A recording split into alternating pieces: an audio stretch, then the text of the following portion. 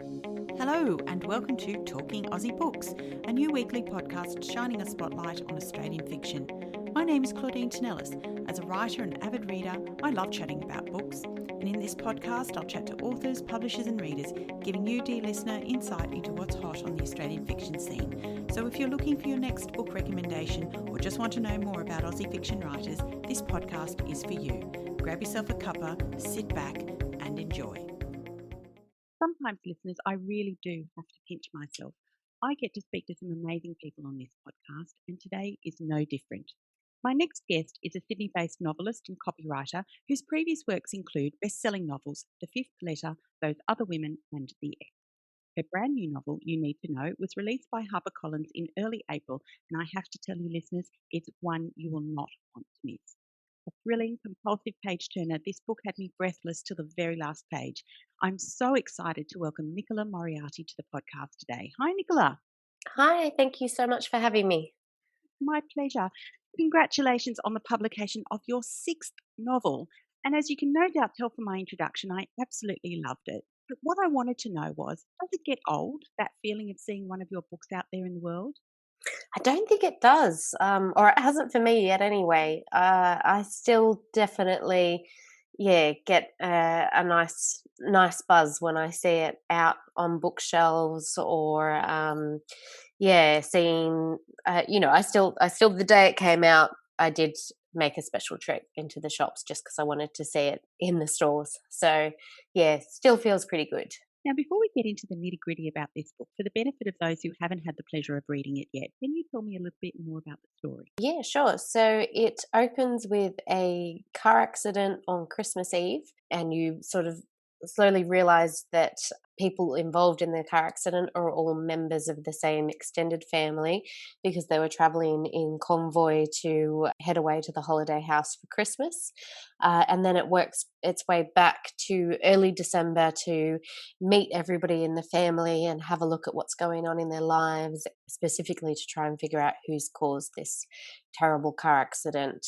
And everybody has their own secrets and things going on, personal dramas and potential reasons as to why they could have caused this car accident.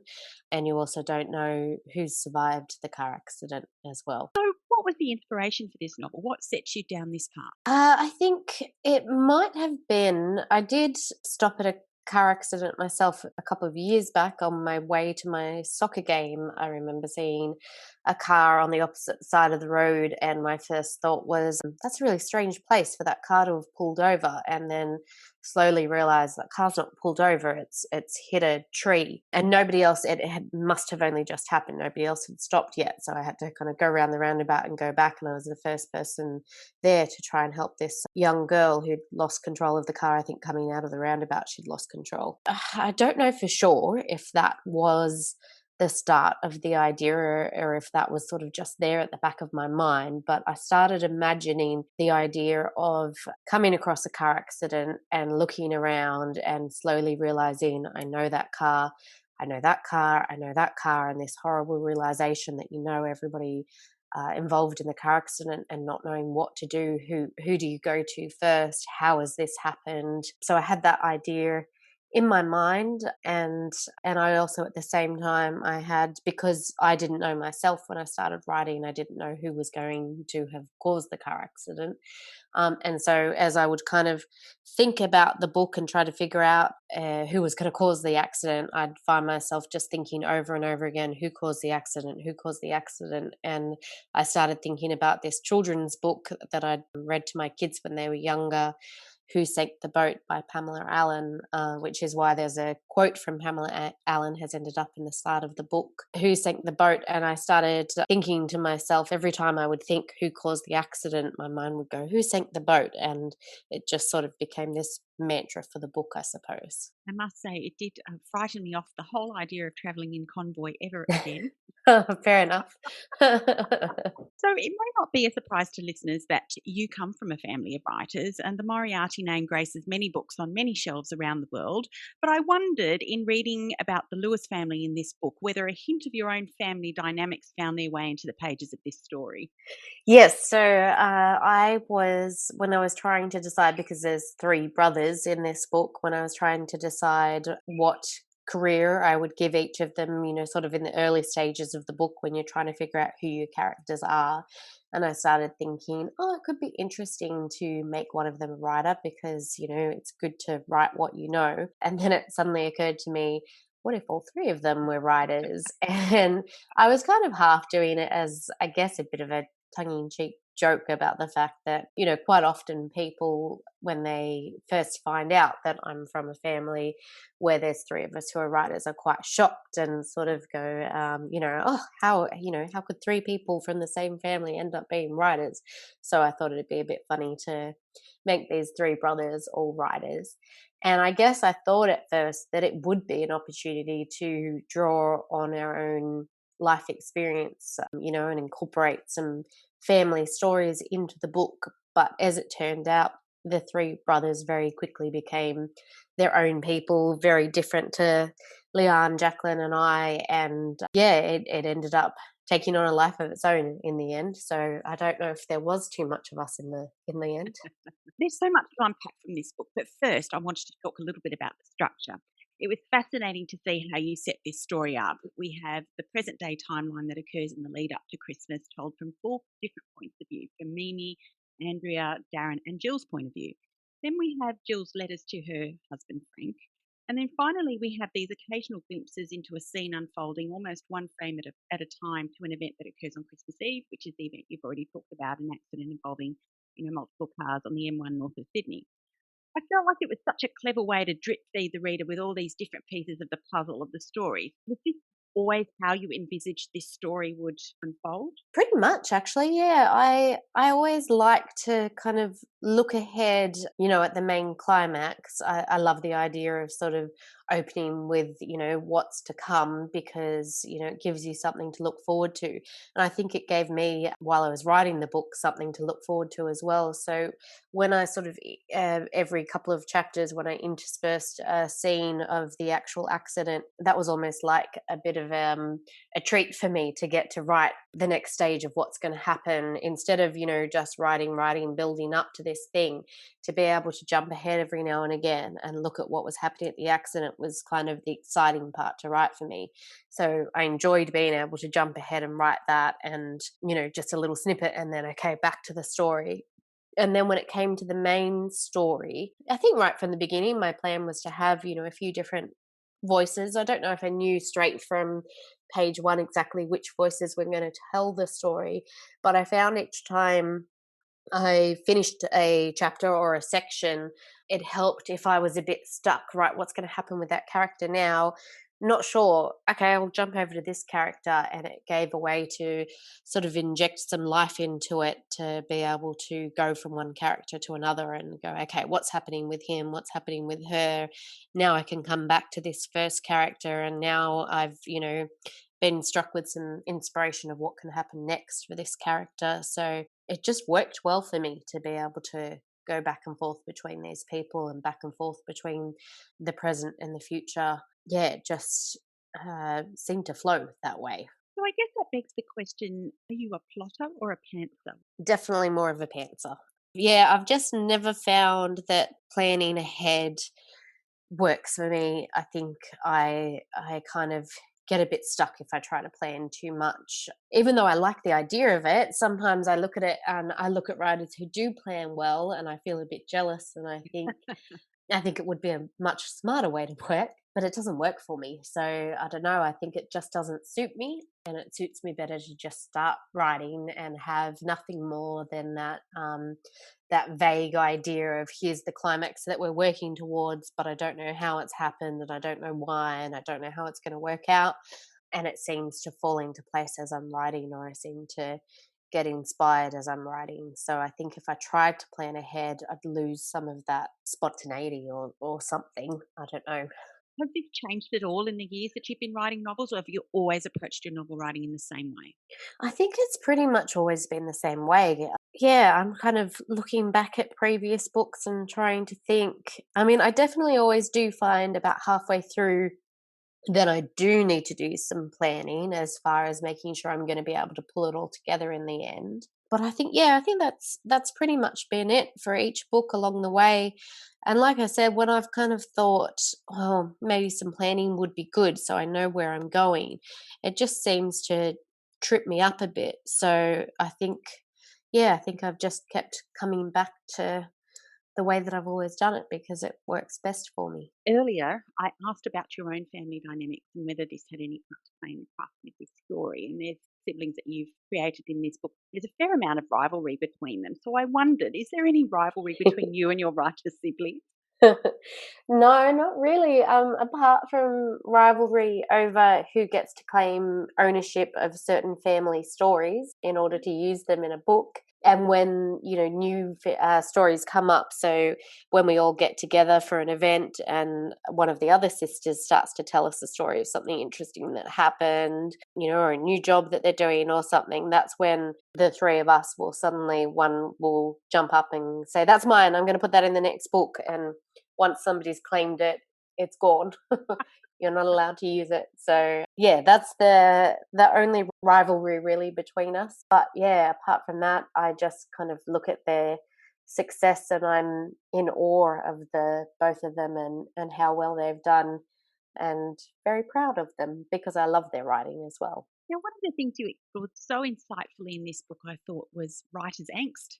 The fear of the blank page, the fear of not living up to other people's expectations of you, and also the idea that writers feel they have to write in a certain way or in a certain style. Is this something you consciously wanted to explore? I think it more just felt quite natural to write. I don't know if I really set out to explore that or if it just felt like for that character, for Darren in particular, yeah, it felt right for him to be at that stage of his career where he was struggling a bit, struggling with bad reviews and struggling with procrastination and things. And that's something I do. So, like I said, I did think, when I thought, I'm going to put a writer in this book, it'll be nice to include things where I know how the industry works and I know what it's like. So I guess it was a bit of, okay, here's my chance to share some stories of what it's like.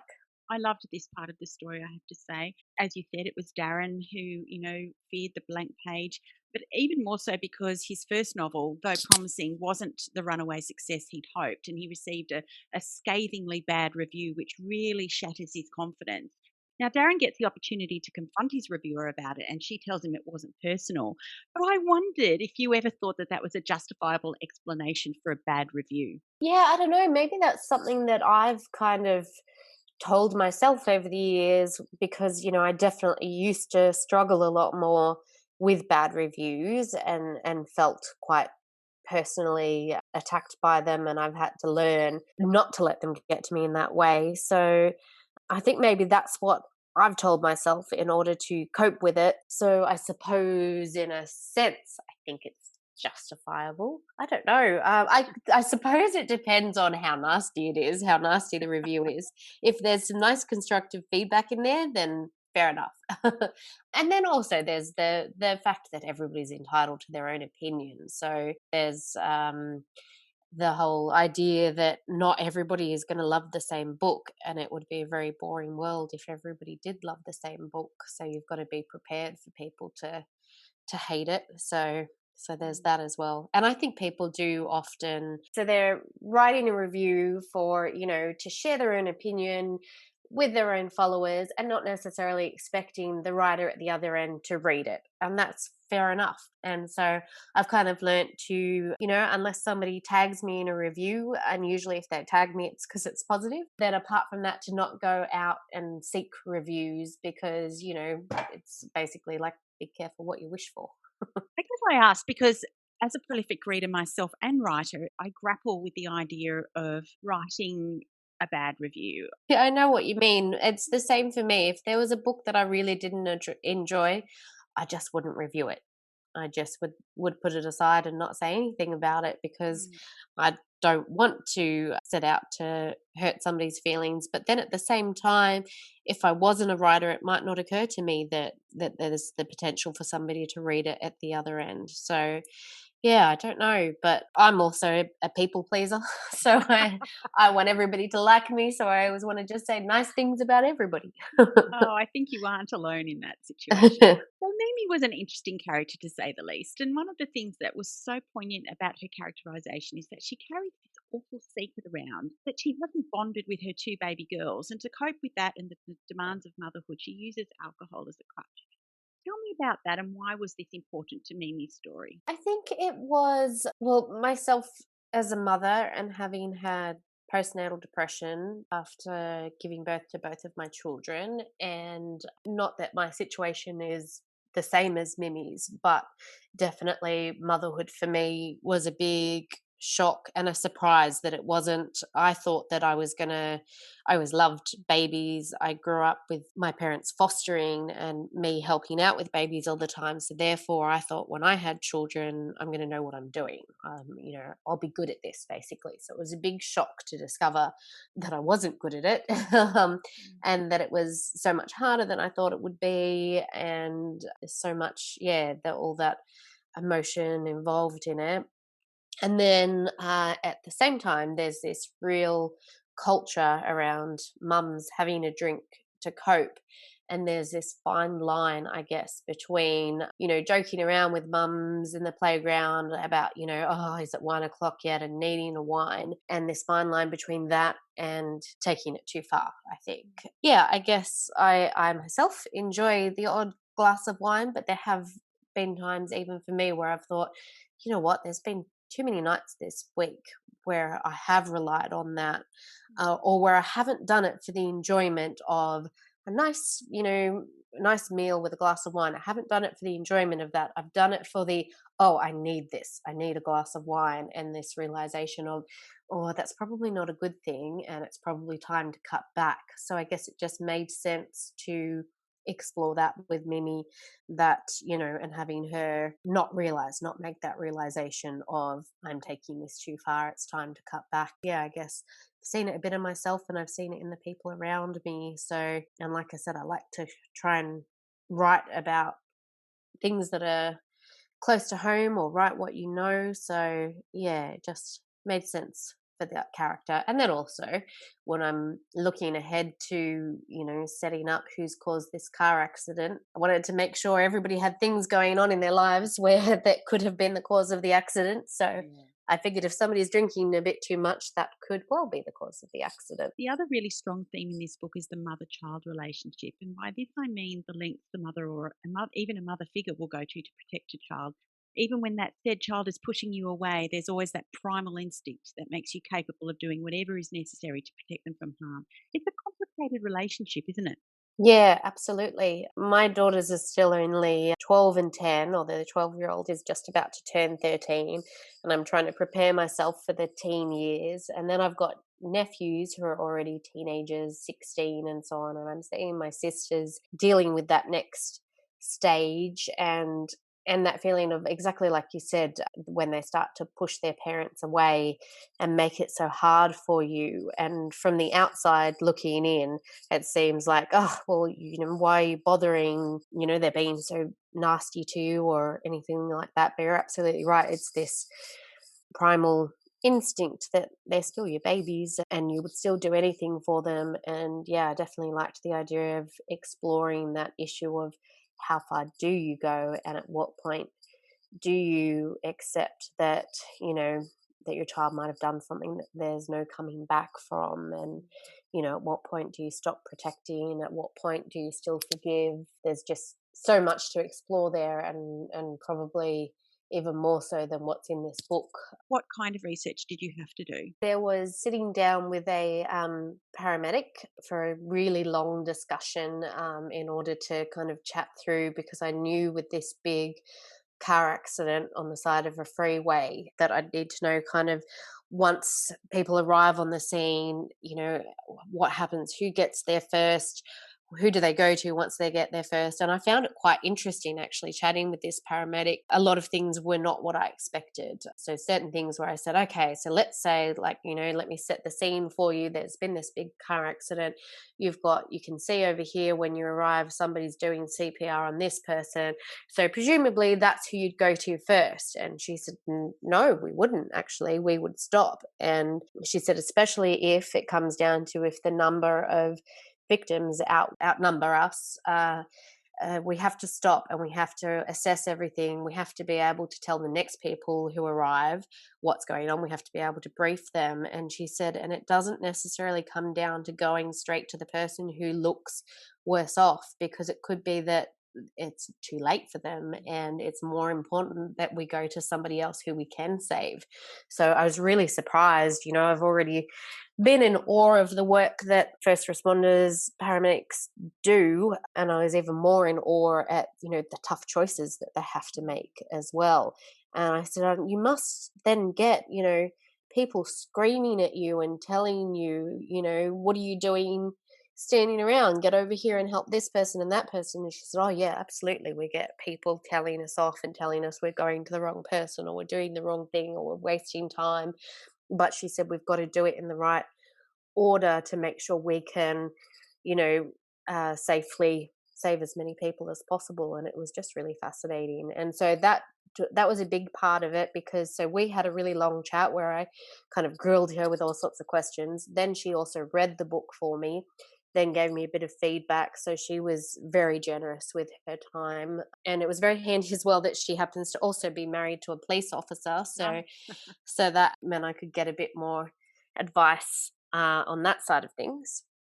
And then other research, there was, a few medical things where I spoke to friends who are nurses, or my own doctor as well for some advice. And then there was lots of diving into the internet for research. And obviously, without giving away any spoilers about the book, there are some horrible, dark things in the book that that side of the research was quite confronting and sort of hard to explain, with, like I said, without giving anything away. But some of that research was quite eye-opening, quite confronting, and quite interesting to see when I did start researching that, how open there are. Some people on the internet are quite open about their experiences with that thing that I can't say, so I'm probably sounding very vague. I'm sorry. No, you're not. Well, not vague to me, because I know Not to exactly you, what yes. you're talking about. Yes. I could only imagine that might have been quite difficult Yes. to look at and to read about. Yeah, absolutely. Yeah, really. Yeah, like I said, just confronting. Well, Nicola, you may know that there are many writers that listen to this podcast, and given your experiences, I wondered if you had any tips to offer about the writing process or about seeking publication. Okay, so as far as the writing process, I would say my main tip would be to write what you enjoy. I find that the type of writing I do that I enjoy most is I write the kind of books that I would love to read. So, that's my advice. Always do the kind of, tell the story that you want to tell. Don't tell the story that you think you should tell, or that you think would sell, or that you think you should be writing, anything like that. Just write what you want to write for the enjoyment of writing. And if you get stuck, don't be afraid to work on something else. Like sometimes if I'm struggling, and definitely I really struggle with new books at the start of the book to push myself to get going, sometimes that's when I'll stop and go, okay, maybe I should write a blog post or a poem or a short story or something, just to get me writing again, or just even sitting doing random free writing just to kind of remind myself how to write again. Because it can be very hard to, like you said in the book, there's the fear of the blank screen. That can be a hard thing. So if you're sitting there and going, I don't know where this book's going next, or I don't know how to get started, just write something else just to get yourself going again, and so that you don't have that horrible blank screen in front of you. And then on the publishing side of things, these days in particular, I think there's lots of avenues that you can take for publication. As far as, I think, obviously I'm published in the traditional way, but as far as self-publishing and things like that, I think it's a lot easier these days. Obviously I don't have my own experience with it, but I just mean as far as ebooks and things like that, and through Amazon. And I think because of it being a bit easier, a lot of traditional publishers have therefore opened up their books. And so if you're looking for where to go and where to submit and so on, I've found most traditional publishing houses will have submission pages on their websites and have ways to contact them, which is really great, because I do remember years ago, if you kind of started looking around, a lot of them were like closed to submissions or only via agents and things like that, whereas they all seem to have ways to get submissions in these days. So Are you working on anything else at the moment? speaking of staring at that blank page, I have started my next book, but I'm really only about half a chapter in because I'm at peak procrastination stage. It's hard as well while my head is still in this last book, because it's doing all the publicity and bits and pieces like that. So it's hard sometimes to just pull your focus across to the next book. But yes, I can sort of give you a vague idea of what it's about. It is opening with a woman who is close to death, lying on her lounge room floor and thinking to herself, well, being dead is not going to be ideal, and I can't do anything about it, but what I can do while I'm lying here in my last few minutes is figure out who murdered me. And sort of what I've got so far is that this woman is not going to be a particularly likable person, so she's got a decent list of potential suspects to work through. So yes, that's what I'm working on, but I really need to sit down and actually start working on it.